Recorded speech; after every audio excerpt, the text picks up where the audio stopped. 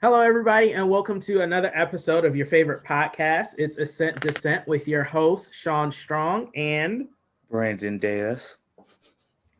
and we're here with another awesome episode and two phenomenal guests tonight. Brandon, I'm going to let you go ahead and introduce our guests for this evening. Yes, so rejoining us is my good Judy, Miss ChiChi Nkemera, who is the co-founder of Enlightened Solutions, consultant of Project Noir, as well as her long list of accolades.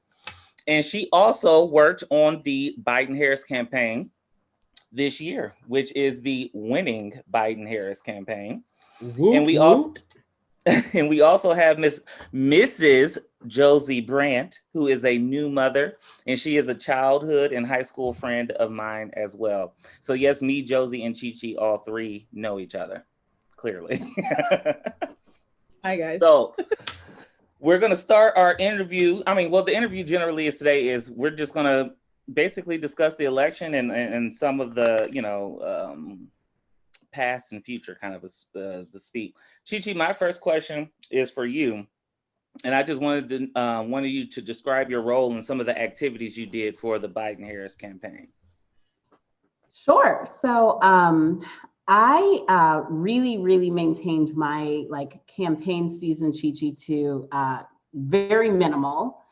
This year, I was no longer arguing with people about being on the right side of history. So I have been connected to Ohio Democratic politics for, since I was maybe about 16, 15, working in the 2004 Kerry campaign as a volunteer, just like phone banking.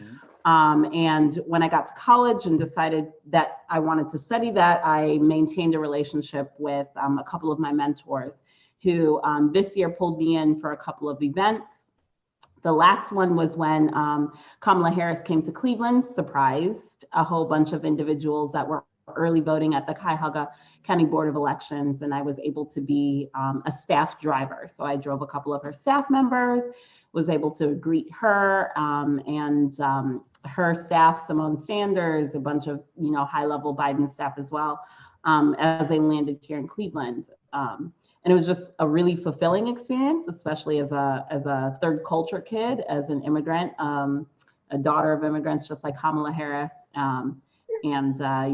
Other than that, it's just maintaining a good relationship with local and municipal politics, making sure that issue 68 passed. I didn't work specifically on that, just amplifying it, talking to people that I knew, and making sure that the top of the ticket was supported, but really our local and municipal governments were supported as well. That's really good. I think that's an important part that often goes over the heads of many people is the local elections and realizing the power that local elections have. Shaun is very big on local politics. He tries to drive me into doing it. Shaun, did you have any questions or anything related to that? No, I'm very excited to hear people that are involved locally because that's where it matters most.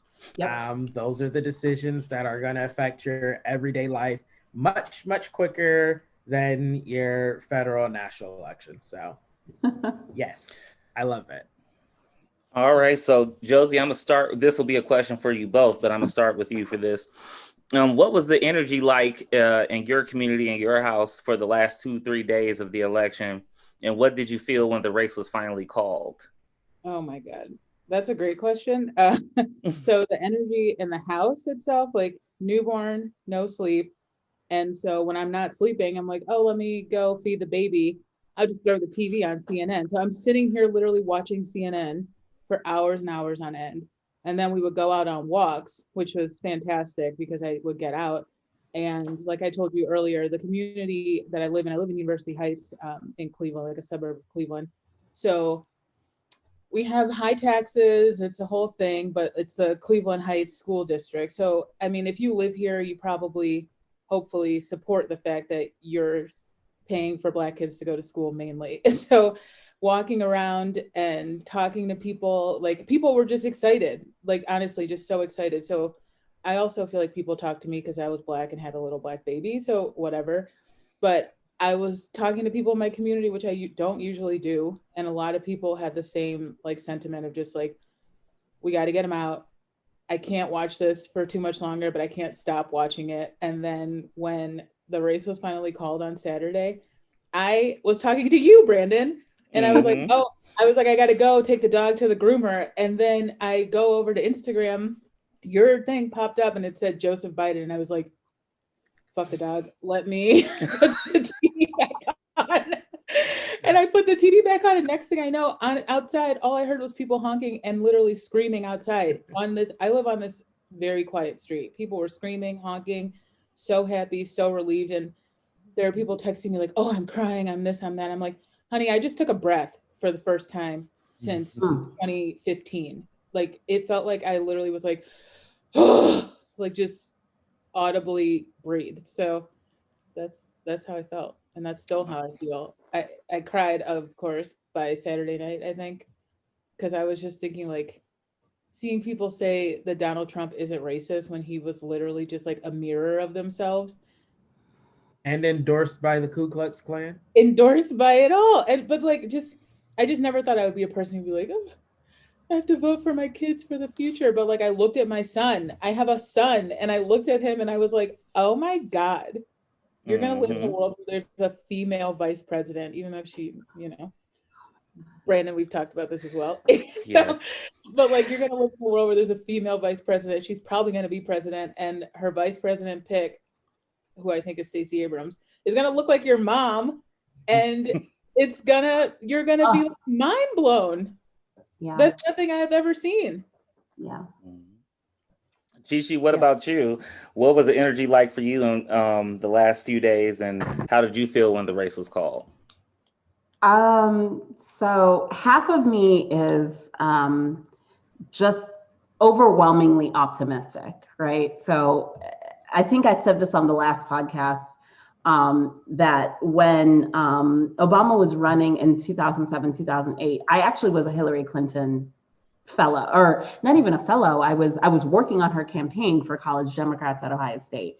I've always been a Clinton fan. I will most likely always be a Hillary Clinton fanatic. And when Obama won the nomination, I thought like, this is a time, like I am like grown enough, smart enough to understand that it's important to push forward policies, progressive policies, and not everybody has to match you 10 out of 10. And that's the same way that I feel about Joe Biden. I appreciate his candidacy. I think he is like a decent and just respectable man, especially as like a man of faith, a statesman. I'm obsessed with his wife. And I just feel as though this, even more than Obama's first nomination, just made me really very happy, and made me really just like exceptionally proud. Again, I keep going back to the fact that like as an immigrant child, like it's very, very jarring to be born in a country but be raised with a different culture than all of your peers. It's jarring, like I grew up in a very Nigerian household with a lot of Black media, with a foreign language, both of my parents speaking foreign languages. We ate foreign food. And like to be able to understand that Kamala has a foreign name like I do. Like she grew up in an Indian household. I grew up with Indian, music and clothing. Like Nigerians use Indian clothing to make our own clothing because they have gorgeous silk. Like it's just, the connection was just so deep for me. And when it was finally called, I just felt, just like Josie said, like a sigh of relief. But more than that, like I don't have any children currently, but like whatever children that I have, in the next couple of years, like we'll be growing up with somebody that understands that America isn't just the people that are born here. It includes the people that were raised by people that weren't born here. And you're still as patriotic, you're still as loving, you're still as honest and earnest and wanting this country to be the best that it can be. even if your parents or your ancestors didn't come over on the Mayflower. Like you will never be more American than I am, and I will never be more American than you. It's that we're all here together. And that's honestly what made me so exceptionally proud to understand that, like, Joe Biden chose Kamala Harris, and therefore I really do believe that pushed him over the edge, especially with young Black women, especially with, like, people of color, pushing that over the edge, in contrast to an administration and a campaign that really did not have a future or a vision that included people of color, that included women, that included immigrants at all, that included LGBT people. It was just, choose me because I say the crazy shit that you shouldn't say. There's a stark contrast, and I'm just excited to return to something that's a little bit more normal. That doesn't necessarily mean that he's perfect or she's perfect or anybody in their administration is going to be perfect, but I know deep down inside that these people are deeply competent and deeply love this country. And that is, like, if I'm going to just say baseline, that is the baseline for everything here. Brandon, how did you feel? What was it like for you? I honestly went into it. Right. This is what I really want to hear.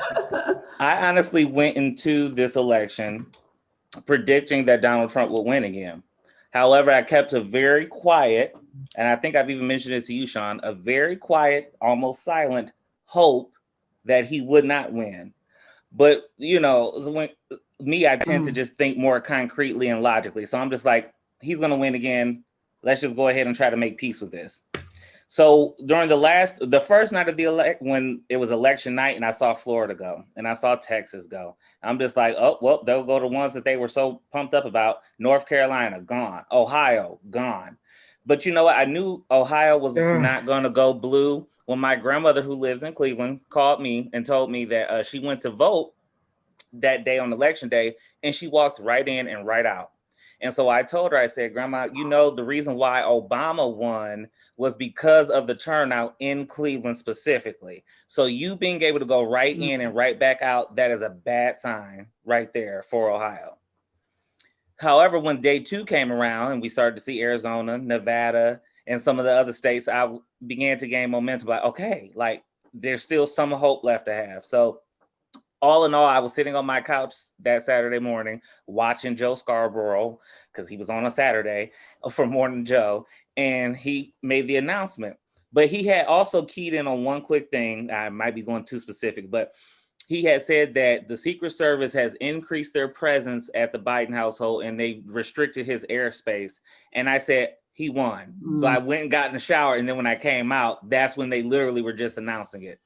And so I went and just drove around the city of Toledo, and literally I had my windows down. Anytime somebody was getting out to go into their car or people at a gas station, I'd be like, Joe Biden. People were so angry, but I was just so excited, relieved, happy. I even got a little bit emotional. I will say that. But I'm not going to say I cried. I got emotional. I love that. You got emotional. That's funny. I think collectively, a lot of us had those same thoughts and feelings, because for me, I could not sleep election night. I couldn't sleep the days after.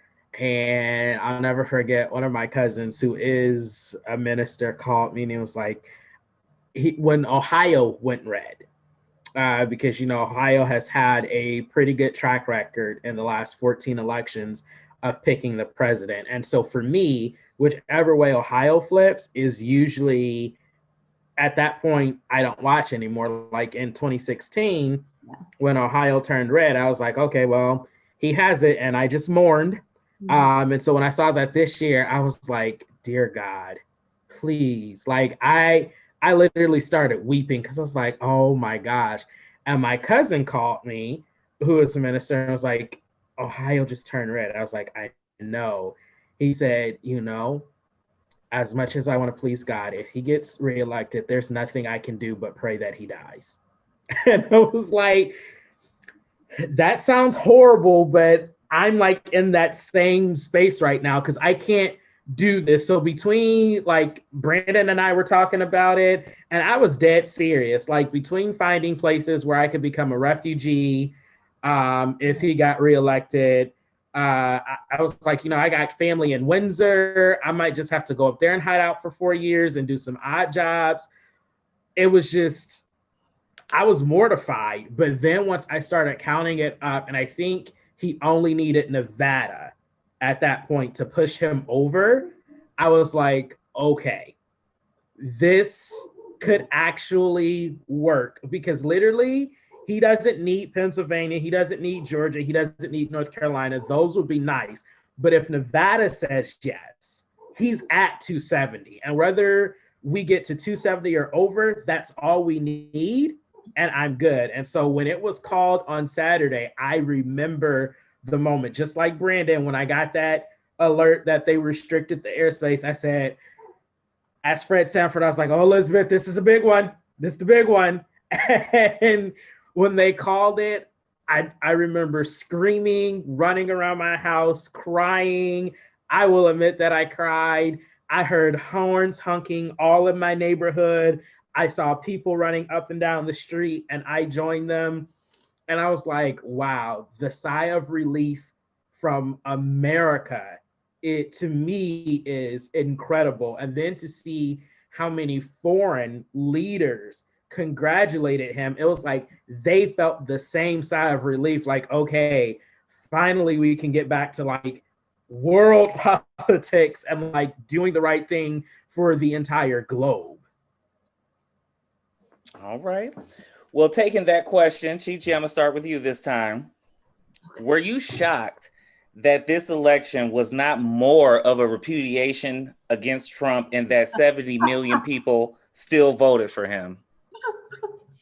So in my daily life, I do workplace advocacy, and a lot of the majority of my workplace advocacy work has been really centered on diversity and inclusion. And to be quite frank, I really hate those two words together because people think, the flowery portions of diversity and inclusion as opposed to like the nitty gritty daily anti-racism work that they have to do.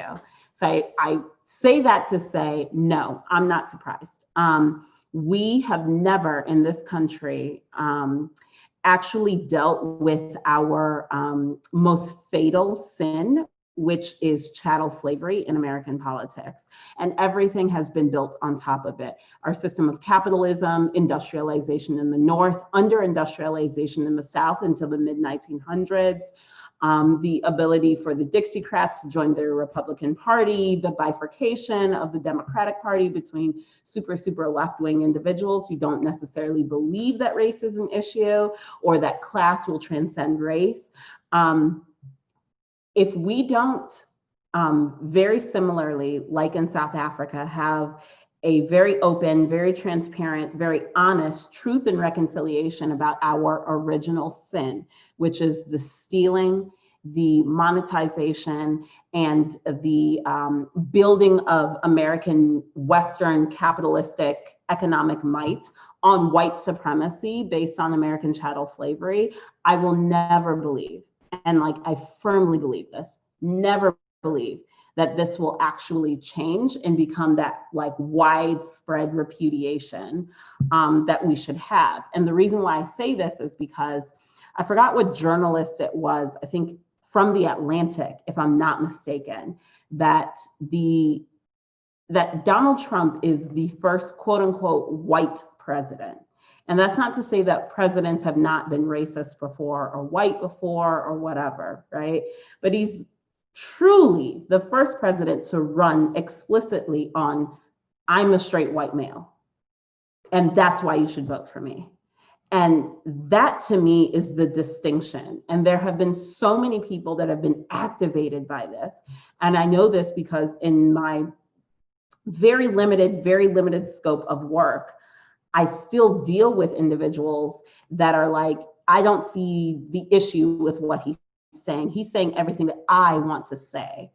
And it's so hard to work against that like lizard brain that like the base of our brain that's just like running on impulse, running on characterizing people, running on negative stereotypes, as opposed to this is wrong, I know better, I have done better, but I want to like refute that and go back to just like negative stereotypes. So when you say things like, oh, it should have been a bigger repudiation, I think a lot of people are activated by the overt sexism, overt racism, overt misogyny, overt misogynoir, overt classism, overt, like all of the isms. And they're like, I want to be just like this guy because I can't be like this guy in my daily life.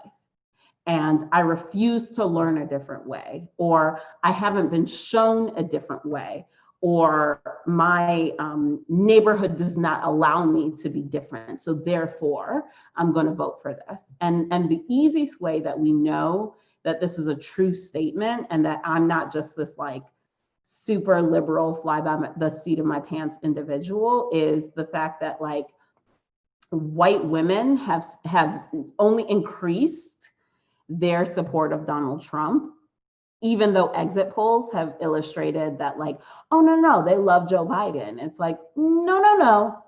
I saw some tweet that said like white women are very willing soldiers of like white patriarchy, and they don't need to be.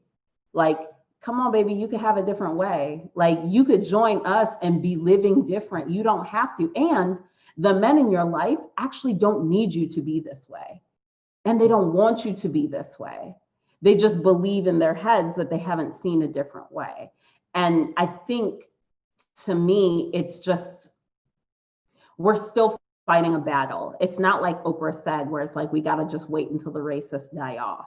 Like, the racists are still being born every day. The sexists are still being born every day. What we have to do is commit to that daily work and make sure that like those 70 million people still get healthcare, still get fresh food, still get, drug treatment facilities and first offender courts, are still able to, live a happy, healthy life, are still able to make $15 an hour in a normal paying regular wage job, even though they may be voting against their best interests and directly opposed to mine.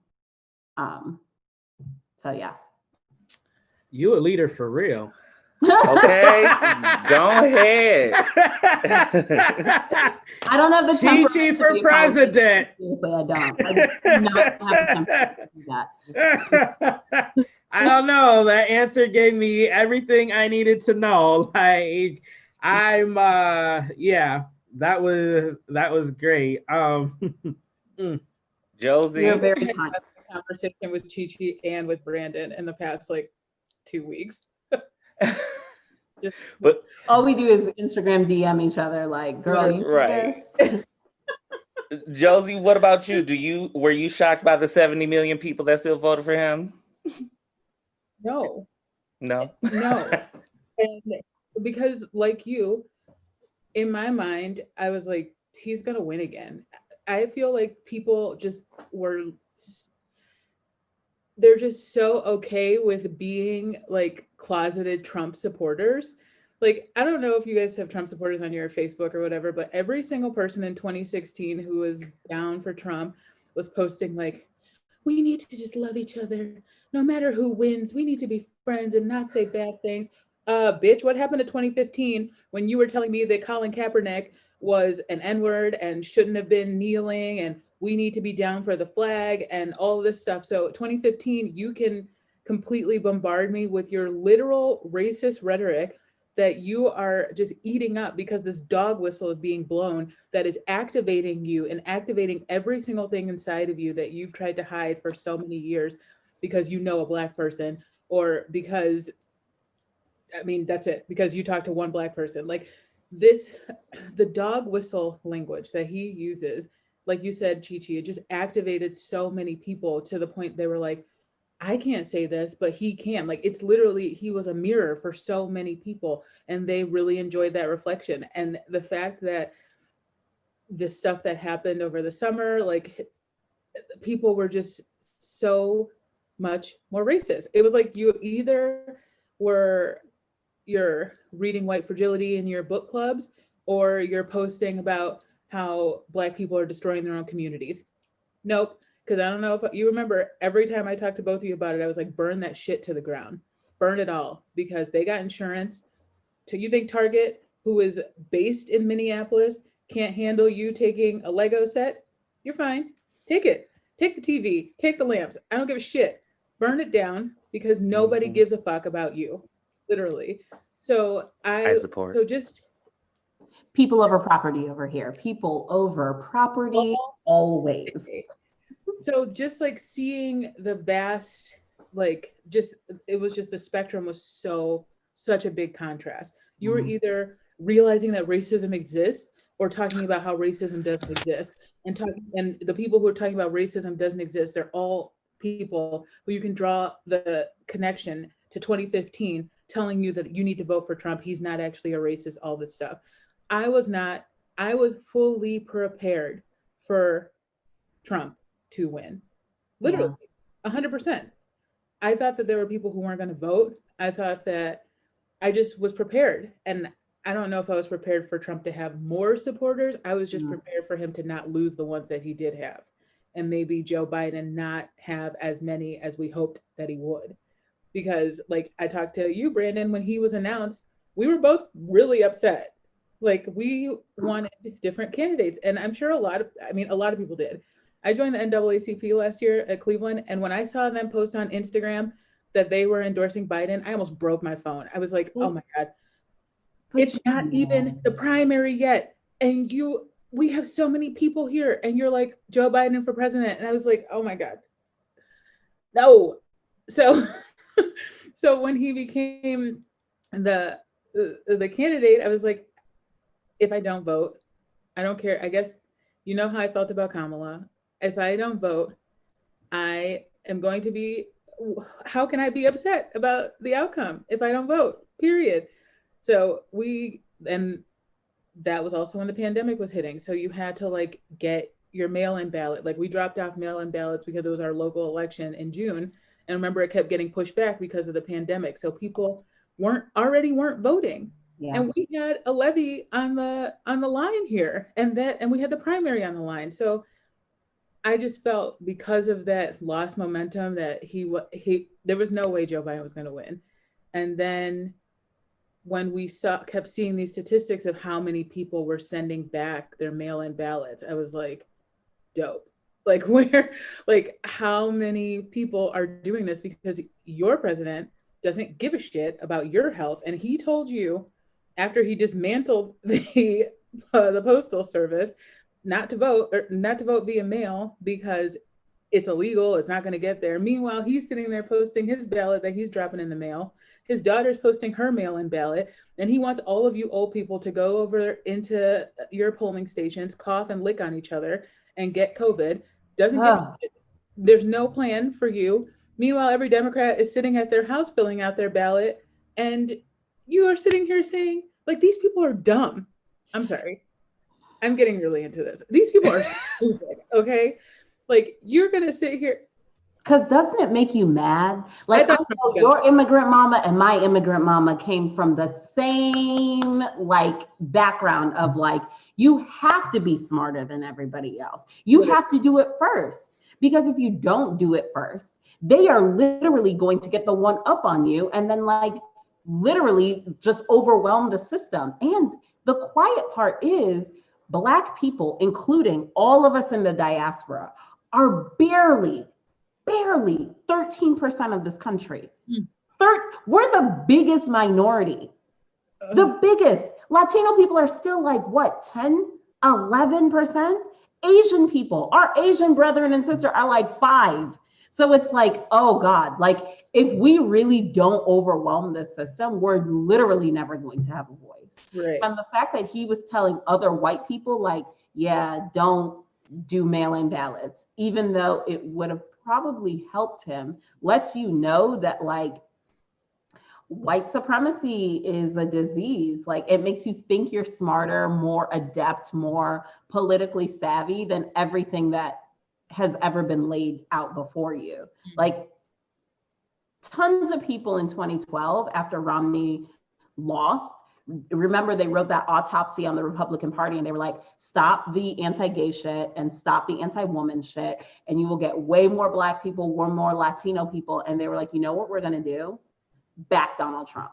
And it's like, you ignored the actual math to go to racism, sexism, homophobia, whatever. And it lets you know that like they don't have a platform outside of that.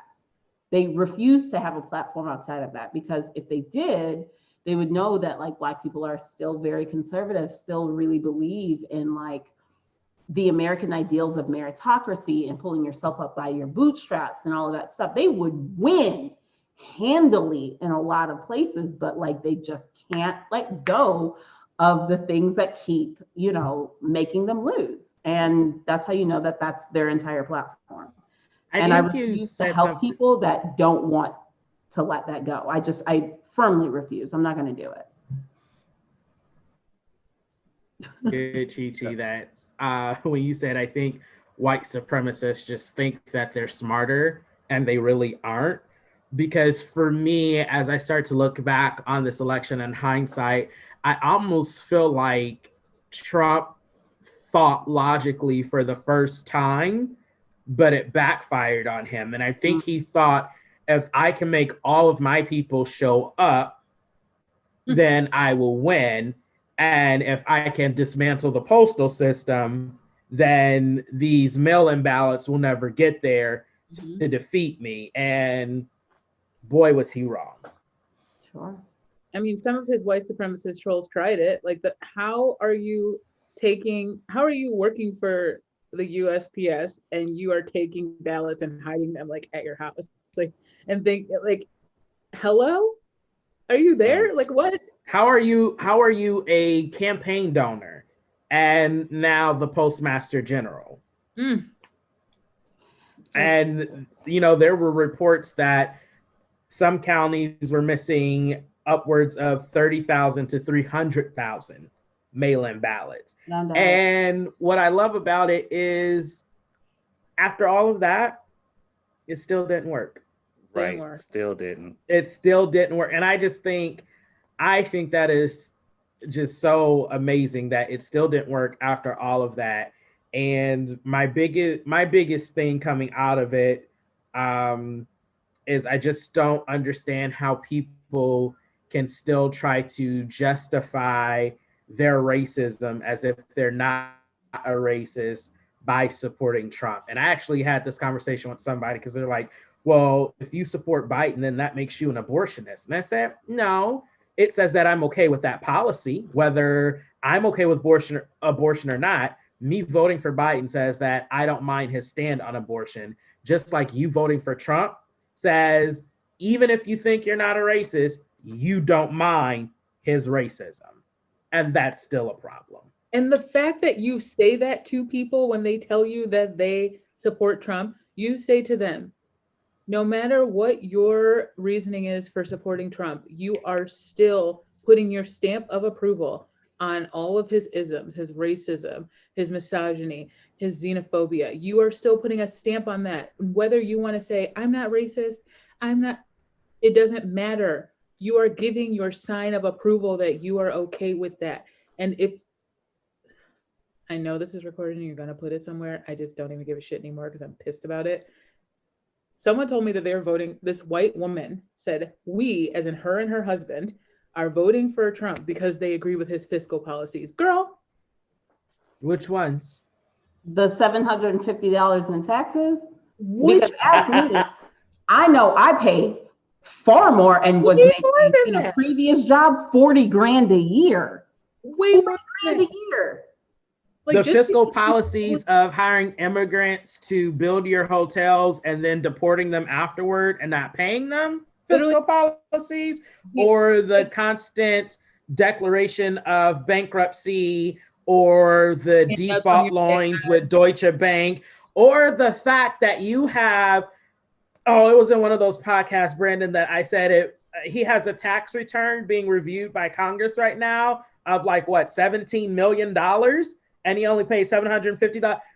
What what fiscal policies are you championing? And then somebody told me, Josie, on that point that, oh, Trump is just a smart businessman. I don't want to pay taxes either. Clearly, he doesn't want to pay taxes because he hasn't. But guess what? That's how the government runs. And that's how you get Social Security when it's time for you to retire, is because people pay taxes, including yourself.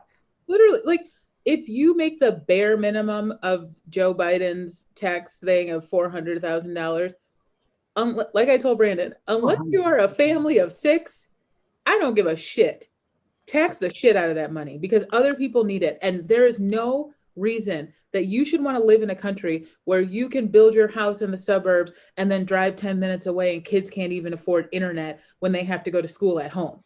So, and they have to go to school at home because your person that you voted for doesn't want to put in a mandate that says, we need to take this pandemic seriously. So let's put our kids in schools and do whatever. Like, just hearing people say these little one-off things that's why they support Trump and they just throw everything else by the wayside. She said she called all of his other issues noise.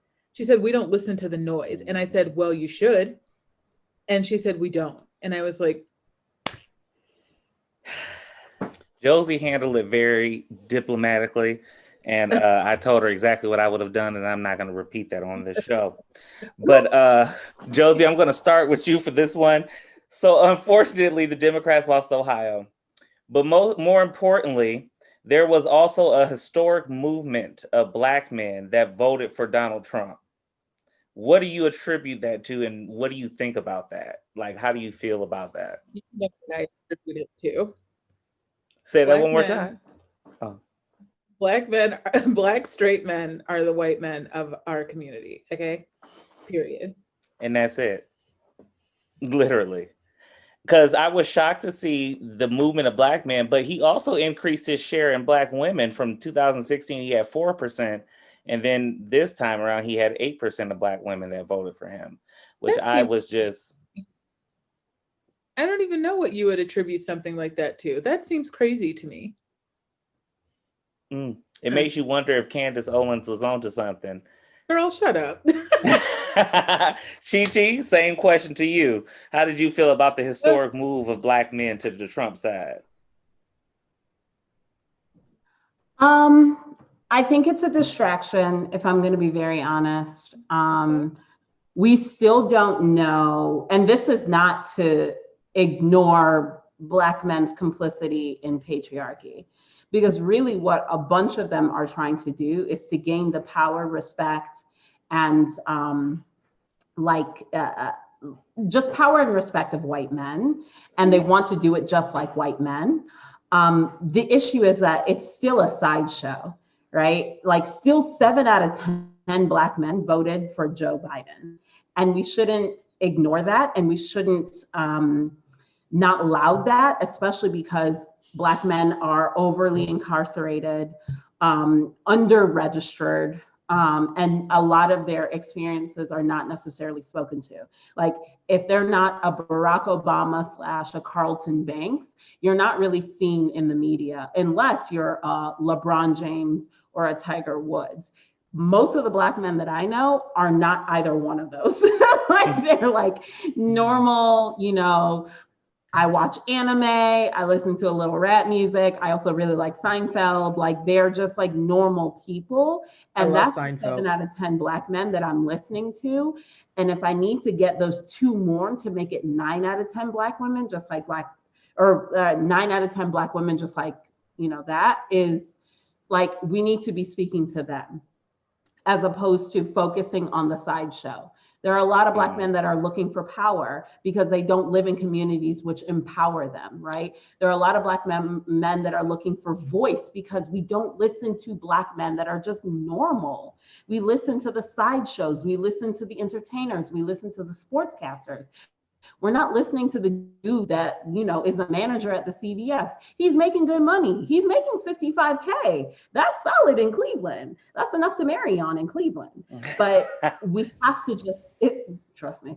But we have to just, to me, kind of filter out the people that are trying to get attention, and then also make sure that, especially because we're identifying Black as anything, we don't do a good job in our community. And this is an inter-community conversation, so like white people close their ears, but we don't do a good job about policing what is Blackness. Right. So like somebody that has a great grandfather that's Black could call themselves Black on a census and just say they're Black, even though they may not live a Black experience. And that's not to close the door on Blackness or Black people, but there could be a lot of people that are like, oh yeah, I'm Black, but it's like, but you don't live your life that way. You don't live your life in the multiplicity of Black ways. So there are layers, there's intersectionality and everything in that. But I would rather focus on the positives as opposed to give voice to the people that are not educated enough to speak on this, like a T.I., like a Killer Mike, like a Ice Cube, like I don't listen to y'all, like a Van Jones. Like, I'm not listening to you all. You all are not the people that I listen to, because I know Black men that are inside the community right now in Cleveland, that are going to the barbershops registering Black men, that are inside the schools, that are talking to young boys playing football, playing basketball, that are talking to the little boys that have the anime con downtown and registering them and making sure their voices are heard, as opposed to the ones that just, want 15 minutes of Instagram fame. I'm not listening to y'all. Wait, you are not my leader. I want to be you when I get older. You're hilarious. No, don't be me. What is wrong with Killer Mike? Interesting. He has me blocked on Twitter. He what? Huh? Did you just say you're blocked by Killer Mike on Twitter? On a couple of accounts, apparently. Child. If this is off the record, we'll talk later. But Killer Mike don't like me. He don't like me at all.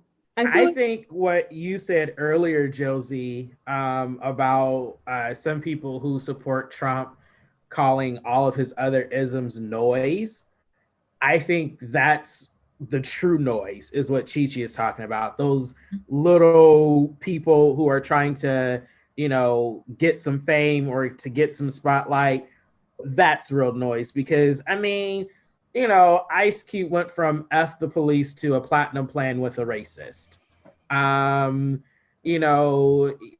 you have Lil Wayne. We don't know if he was sipping on scissor or if he was actually sober, or if he even knows how to spell Trump. So I feel like for dumping him for supporting Trump. I feel like the hairline for me, it always is a dead giveaway. It's the hair. It's the hair. I just feel like, for me, I feel like for them, somebody said something the other day on Twitter that I retweeted, and basically, I don't think the community anytime soon is going to forgive any of these entertainers, spiritual leaders, or celebrities who have sold themselves out over the last 4 years under the guise of a seat at the table. You took relevancy for 4 years, and now the entire rest of your life, we're going to remember this. Well, this seems to be exactly what I had to say about Don Lemon a few minutes ago with the rest of you Don Lemon watchers, but we're not going to have that conversation now. Moving forward, my final question for tonight is going to be, what do you expect Joe Biden to be able to accomplish with a likely Republican-controlled Senate? And what are the top 3 issues you want to see him and Harris take up? ChiChi, I'll let you go first. Oh gosh. So a Republican-controlled Senate is quite honestly my waking nightmare. I cannot think of anything other than that. And I encourage everybody to please go donate to John Ossoff, and please go donate to Reverend, I think it's Warlock, against Kelly Loeffler. Warnock. Yep. Kelly Loeffler is a self-dealer, and David Perdue is a corrupt politician. And I will say that boldly, these people do not have the American public at heart. And please donate to them, and donate to Act Blue for the runoff in those 2 Senate races.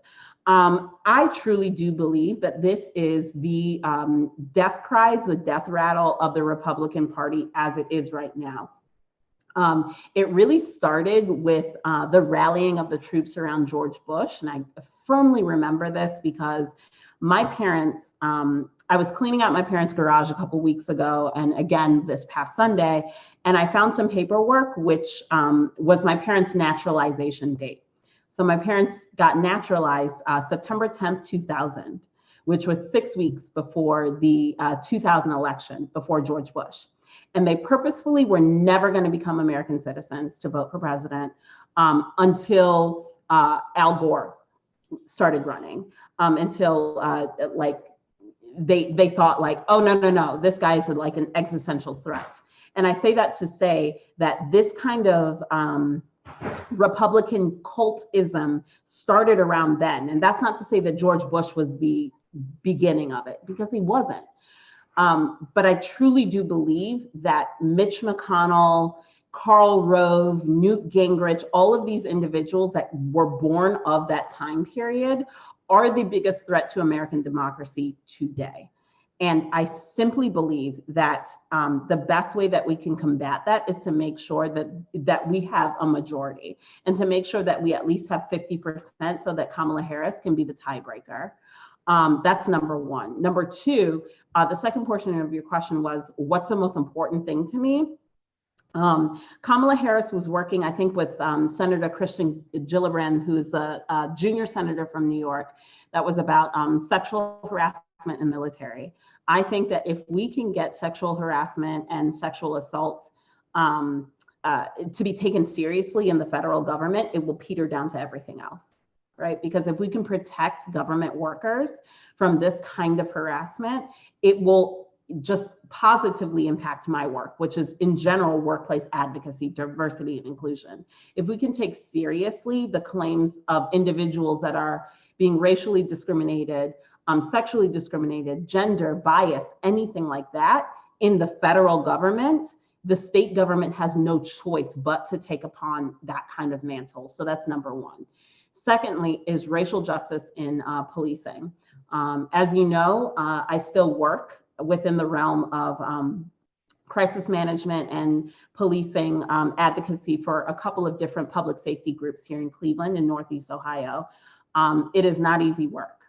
It is not fun work for me, but I feel like I have been called to that kind of work because I am so progressive and left-leaning. I am able to speak to Black, Latino, minority, public safety officials and allow them to understand that their voice is warranted, that they do not have to get along just because the majority of policing has been like this for the last century or so. And we've been making so many inroads, especially with the idea of like crisis intervention. You know, people that are having mental health crises, like you should not die just because you're having a schizophrenic attack. You should not, die just because you are currently going through a domestic violence situation. And that's a serious passion of mine, especially as a Black person. And more than that, as a Black woman, as a Black femme. I saw Corinne Gaines die. Tamir Rice died less than 5 miles away from where I live currently downtown. Like children are being affected by this. And lastly, I think the most important thing to me and mine, student loan debt. I saw a tweet about Chuck Schumer that was talking about eradicating $50,000 in debt, student loan debt for everybody across the board by executive order in the first 100 days. Every single person on this call has studied something different. I studied political science and AFM. Like, Brandon, I know you studied something in the medical field. I don't know if it was nursing or chemistry, but it's like the student loan debt that we own, and we went to state schools. Like, I went to Ohio State. I went to the come on, girl, we taking everybody, like, let's go. It was the cheapest option. My parents are like, well, y'all going here, so enjoy your life. We'll pick you up in 4 years, like literally. And still the student loan debt is just astronomical. And then when I went to law school, and I didn't even finish that degree, I was able to be recruited from that. That debt is still there. If we're able to cancel $50,000 in debt for Americans, Oof. think about how that would just change the life, especially of Black people, immigrants, Latino people, dreamers, Asian people. I know so many of my friends that are like, yes, I'm Korean American. My parents told me to become a doctor, and now I'm $200,000 in debt. What's the purpose of being a doctor? What's the purpose of being a pediatrician when I can't pay my bills? So for me, it's, you know, sexual assault in the military, racial justice in policing, and student loan debt. I need them to address those things first. And then we can move forward with the progressive issues that are still near and dear to my heart, like environmental justice, like reproductive justice, all of that. But those are just such base level things that I know that we can do in the first 100 days, or at least I hope we can do, that would make such a marked difference for the lives of everyone that I know and that I love passionately.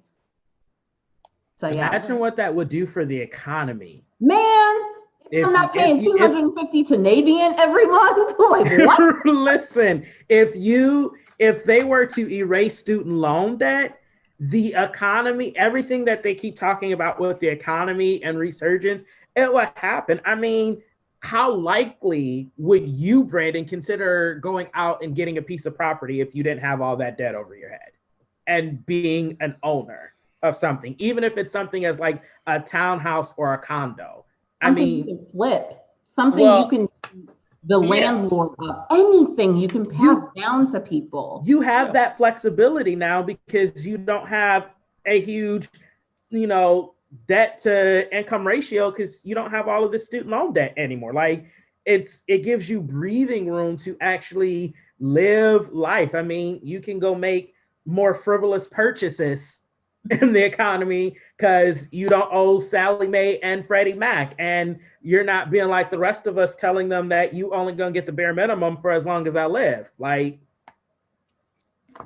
yes, I was gonna say there are multiple reasons why I wouldn't buy a house, such as shoveling the driveway, raking leaves, plumbing, roofing. I'm just not that. I'm not that kind of girl, honey. I can't. I just you can't you can pay people for that when you ain't got student loan debt. You got extra disposable income. Stimulating the economy. Again, the economy, it grows. Josie, what about you? How do you think Biden will fare with the Republican-controlled Senate, and what are the top 3 things you want to see get accomplished? I mean, I'm on the same page with ChiChi, not as articulate because I need to be when I grow up. But my 3 like most important things that I just feel like they just need to take care of, again, student loan debt. $50,000 is a drop of what I owe. I'm in $80,000. So like, give me what you can. And policing in this country, like you said, like, we just need mental intervention. Like my mom called me the other day and she was like, I just had to call the police on this man. He was naked in the street. I was like, Mom, do not ever call the police on somebody that you just like think is crazy. Like call 911 and say you need an ambulance. Do not call the police. I am a firm believer of not calling the police on Black people unless a violent crime is being committed. And if you call 911, you say, can I get an ambulance? They ask you, they give you the option.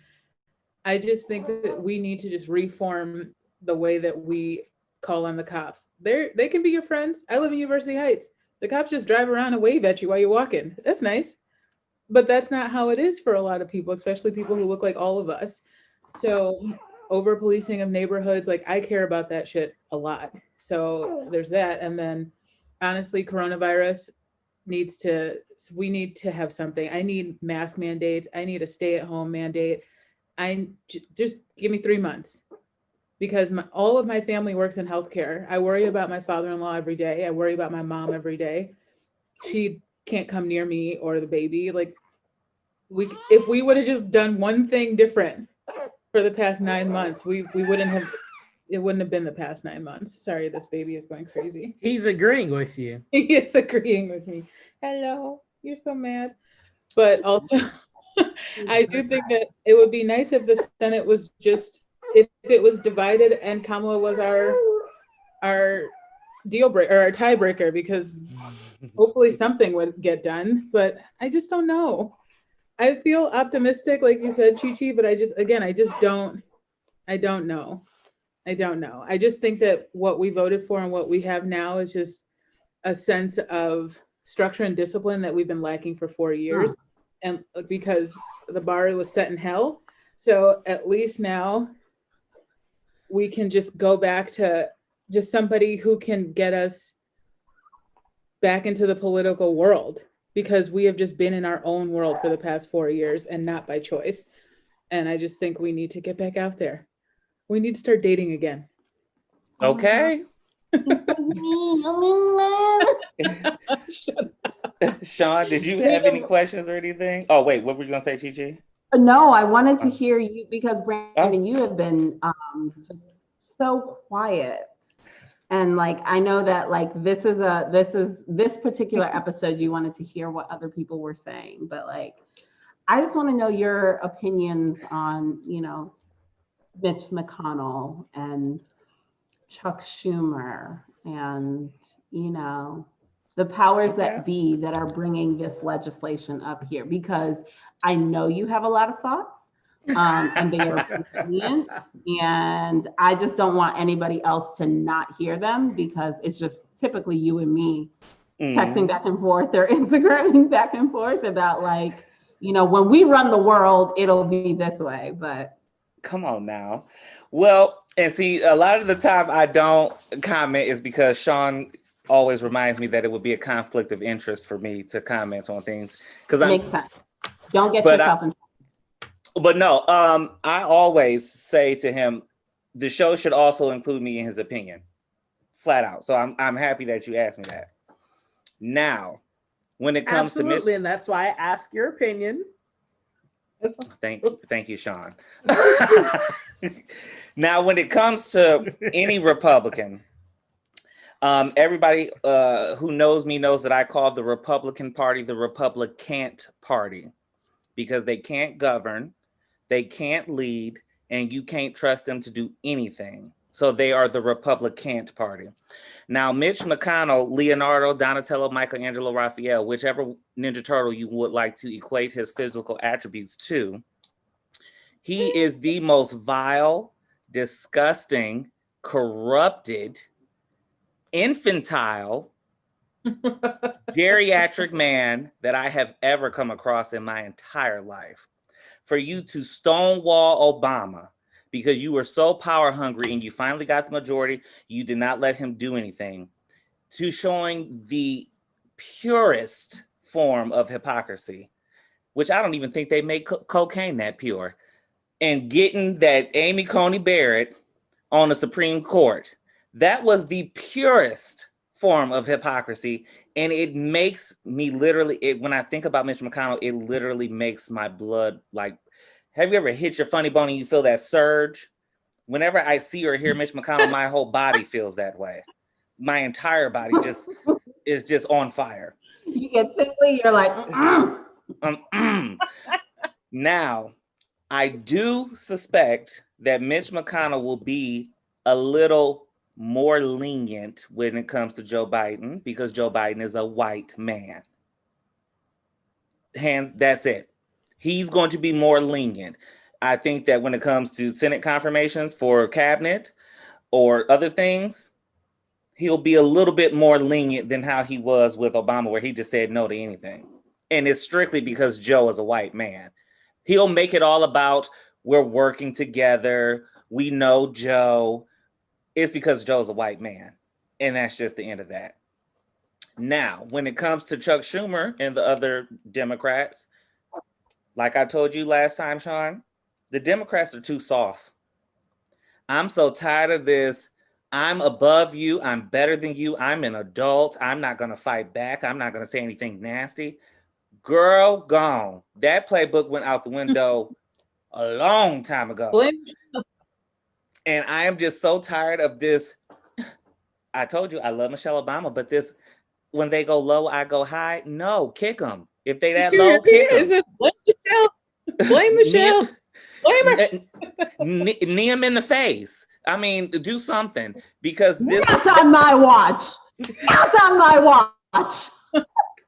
Michelle is everybody's auntie, okay? I love Michelle. I love Michelle. Now, ChiChi, you know I live for Black women. Please listen, if you want to sponsor Enlightened Solutions, we are right here. You are my TP. Please listen. I love Michelle. I stand for everything Michelle, whatever positive thing you want to tell us, we welcome it at Assent, Dissent. You can say it as much as possible. Half of this show accepts you. Thank you, Shaun. And your quote. You guys are misconstruing what I'm saying. That's like saying that because I'm calling the Democrats soft, I don't stand or caucus or agree with the Democrats. No, that's not true. They soft, but Michelle is like the Beyonce of the Democrats, and I just refuse. I won't. Well, I'm sorry, I can't. Just say you're a fighter and you like to fight. Well, no, I'm going to give another analogy, Shaun. I think Beyonce is a deity. I love her to death. However, she did something wrong when she forgave Jay-Z for cheating on her. Michelle Obama was wrong for saying when they go low, we go high. That was wrong. They both did something wrong. Delete me from this podcast. Delete me from this podcast. However, I'm gonna wrap up my point. That's the reason why the country has an issue with Democrats, because they view them as soft. They cannot be leaders, and that's why they have this thing of liberal tears and liberal snowflakes. This is why. That's why I was with Bernie. Like, let's go outside and scrap, bro. If that's what you really want to do. And granted, Bernie Sanders is literally the definition of a racist white liberal, contradiction all within itself. I'm just saying he was willing to fight. Joe Biden wanted to go fly above. So that's my issue. Now, Chuck Schumer and Nancy and whoever's going to be they need to get rid of Tom Perez immediately. And they need to pick a new DNC chair. Whoever does that better reformulate, re-strategize, recirculate, redo something, because the amount of House seats that they lost, and then Jamie Harrison lost, who we all were for sure was going to beat Lindsey Graham. John Ossoff should have easily won. Cal Cunningham, bro, you had to have a sex scandal and you were leading by 13 points in the polls? What? What are y'all doing? So the Democrats need to get it together, and I'm gonna leave that there. I'm sorry if I disappointed anyone with my response. You did not. I just say, Beyonce and Michelle Obama forever. That was it. So let me bring some balance to the force, because this is what we do. You see, he's mad already. Look at him looking. So I agree with certain points of what Brandon had to say, and he and I have always talked about the softness of the Democrats. Now, do I believe that they need to be super aggressive and super hard and fight and hit them back, punch for punch, blow for blow? No, I don't believe that, because then at the end of the day, you're no better than them. And I get that sometimes the moral high ground is often hard to achieve, and sometimes we don't really respect when people take it, but I'm all about it. And if you can't respect me for being better than somebody who is going low and hitting below the belt and has no standards, then you also have no standards. And I'm sorry, you're just not my kind of people. You're not the people. Can I interrupt you real quick? Yes. Prime example of when you need to punch back. When Donald Trump was up there talking about Joe Biden's son being on cocaine or whatever substance abuse. Absolutely. Because we don't want to get on your mutant children, Donald. Like, we don't want to do that. So absolutely. There are times where I think the Democrats definitely need to hit back. And things like that, when they go low, we go high. I don't think that that should be applied to that particular instance, because that was absolutely disgusting. And he's struggling with it. Like, I'm sorry, he lost his younger sister. He lost his older brother. He was in the accident. Hello. Right. And his mom is gone. Yeah. His mama's gone. He has a mom. Like, he calls Jill Biden his mom. I saw something that was like, he calls his biological mom mommy and Jill Biden his mom. But it's like, you don't, like, you don't know how that fundamentally changes somebody. And then like you're talking about, oh, he was dismissed, he was do you understand? Like I heard that and was like, oh, so Joe Biden has to fight him physically. Like that's what it is. Literally, no, at that point in the debate, I even tweeted it and I was like, Joe, if you just cross that podium and start swinging, we all understand. And we're still voting for you. Because I want to jump through my TV and fight for you right now. Like, how dare you talk about anybody's kids when, okay, so I'm going to go high now because Joe Biden's kids aren't my kids, but that was definitely a moment for Joe to strike back. But also, that's also Trump bashing half of his own followers who all are struggling with drug addictions down in the fucking boondocks, okay? So that made me vote Kentucky. for you, want to vote for you even more. Why because Kentucky when Cleveland is right there? Right. You're going to take addiction seriously, and Trump, the leader of the country who doesn't give a shit about it, just proved even more that you are a human and you're going to take something that I care about seriously because you're suffering from it, which is a whole other issue in itself. I'm sure if his son wasn't a crackhead, he wouldn't give a shit about addiction. But I love Hunter Biden. I love that he goes to strip clubs and smokes crack. I love it. I think that he is indicative of many I'm just kidding. many struggling families. And that's what Joe Biden said. And Jill said that that's my son. And I said, that's Jill. So it's relatable. Exactly. You think if how many American families have someone, whether it's a child, an aunt, a cousin, a parent, someone that has some sort of addiction problem? You think if Donald Trump's kids had an addiction problem, he would tell them, I love you and I'll see you in rehab and I'll help you? No. When they were huh? Oh yeah, sorry. Touche. No, I just wanted to say there is a level, it gets a little bit annoying when you have to be politically correct about every single thing all the time. Oh, sorry. One said crackhead.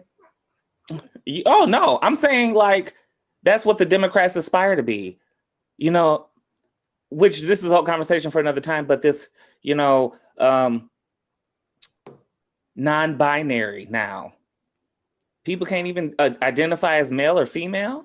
Like it's whoever. But you get what I'm saying, and I'll admit my own ignorance on the issue because I'm ignorant and I'm reaching out to people to learn more about this because I don't know much about it. But you get what I'm saying, where it's just kind of like everybody's like on eggs. I don't want to say like sometimes I don't even want to say Latino or Hispanic. Which one is right? You know. Mistakes are fatal as opposed to learning experiences. So like, whereas you can just say something like, oh yeah, I was talking to him and it was like, oh, actually this person identifies as this now, becomes a fatal thing as opposed to I wasn't aware. Like, I'm not even all that close to that person. Like, you're not giving credence to the ability for human beings to make mistakes. I hear you on that. I definitely hear that too. And I definitely think that's going a little too far in political correctness. All I'm saying is I understand the philosophy of when they go low, we go high. I don't think it applies to every single situation. Go to the Republicans now. I would like to see the Democrats become a little tougher and a little stronger. When it comes to the party of the Republicans, I don't want to see Mitch McConnell, the Senate Majority Leader. I do somewhat feel like Brandon feels. I think it depends on the makeup of the Senate. I think if the Republicans come with the outright majority, you'll see Mitch McConnell bend just a little bit more because Joe Biden is one of theirs on multiple fronts. But if it comes down to that 50-50 split and it's Vice President-elect Harris that has to break the tie, you will see the evilness of Mitch McConnell come out even more, because now this is not just a person of color that I have to answer to, but it's a woman. And so sweet. Thank you. Oh no, MSN, come back. Right, Shaun. Oh, well, Shaun, you cut out for the last part. But ChiChi, I wanted to say, go ahead and finish. No, I'm sorry. I was just gonna say that will be too much for him to have to answer to a woman, and not only just a woman, but a woman of color. It's gonna be too much. Yeah. So you'll definitely see his evilness come out then. Now, as far as my top 3 wishes, one of them, number 1 is going to be racial, the police reform and racial stuff. Got to get that taken care of. Secondly, is going to be the education, student loans, all that stuff.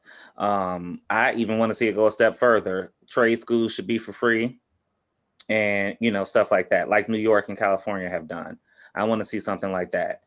And my third thing would be more so if the Democrats took control, or if it was a situation where Kamala was the tiebreaker. Kamala, excuse me, was the tiebreaker.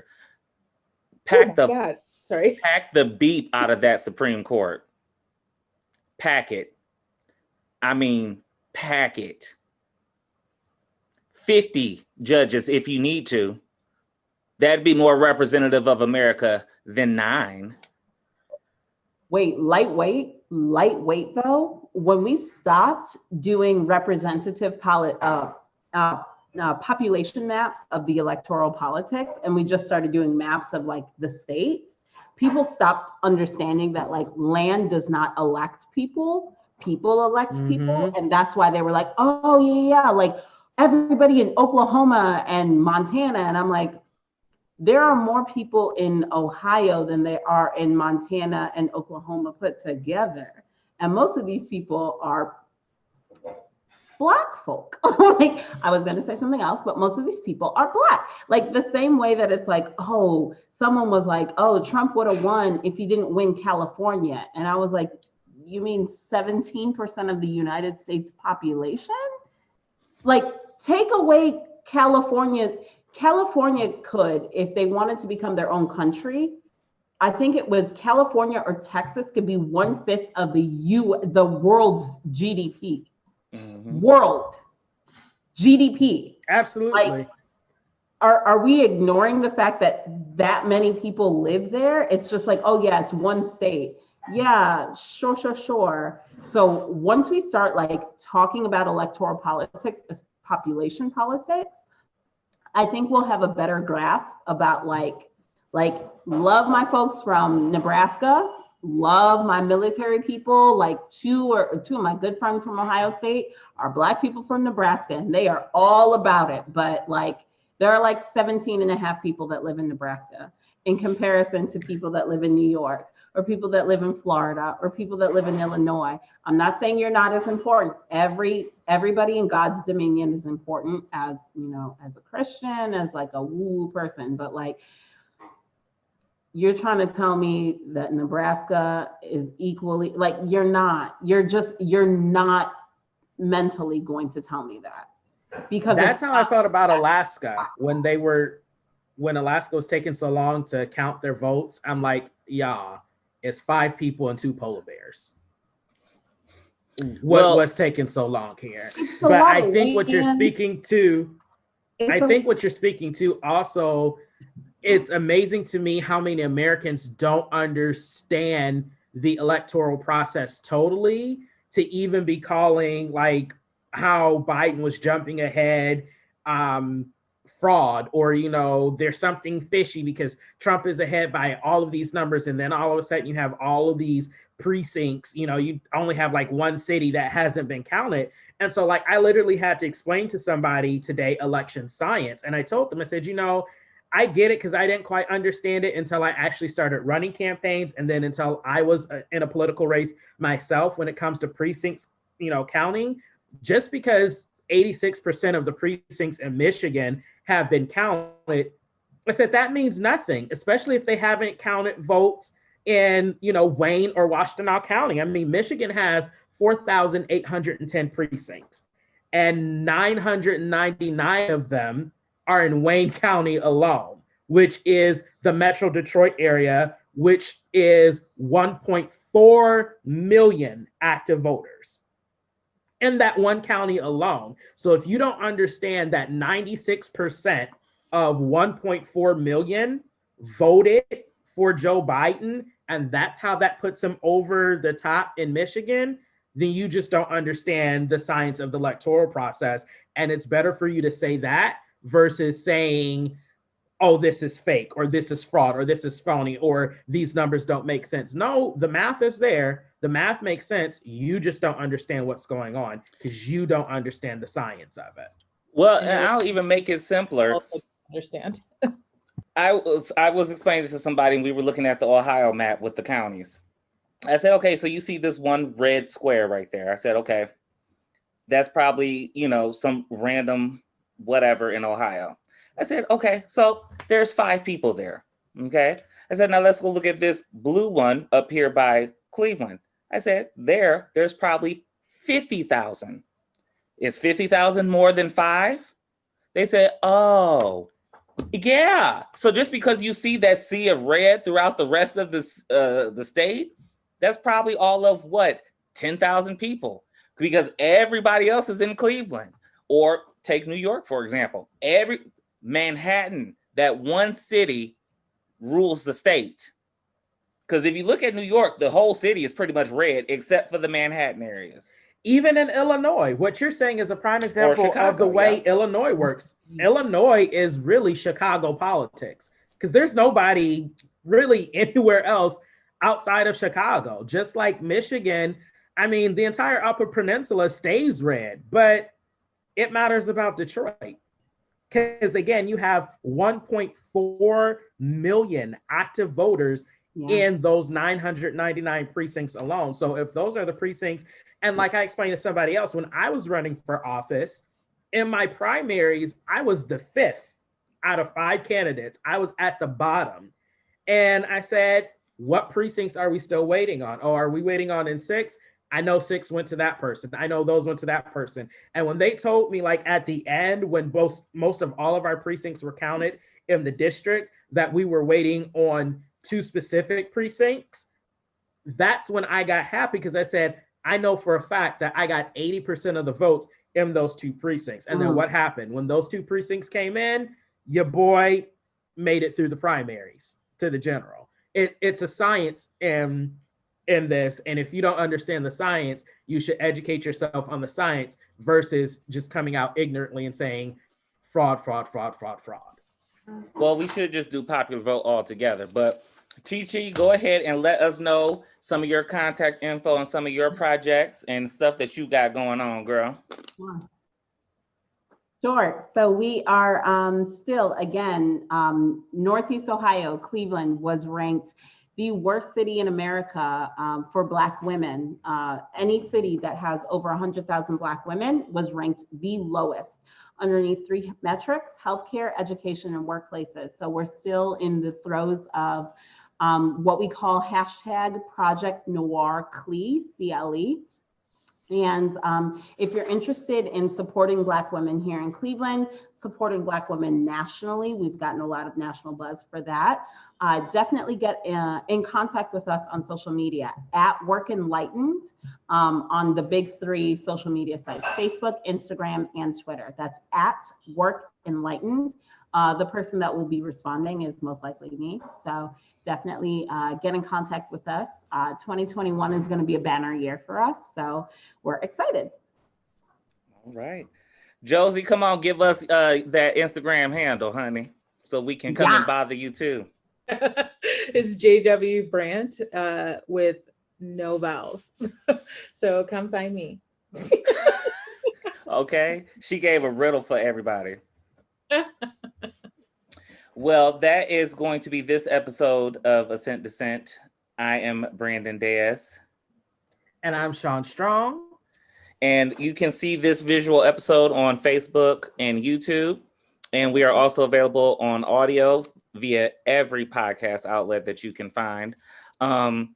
So make sure you guys take a look, take a listen. These ladies will definitely be back as many times as I can get them to agree to come back, especially Miss ChiChi. She is busy, but she made the sacrifice to come on the first time. And I was like, I was texting her the night that Biden won, and I said, ChiChi, can you please come on? Like, what are you doing? I need to get you on. I need to get you on. And she agreed to do it. So I was so happy. And then I was like, Josie, come on, let's make it an OHS reunion. Always, man. I'm always around for you. I'm loving it. I'm loving it. But thank you for having us on, honestly.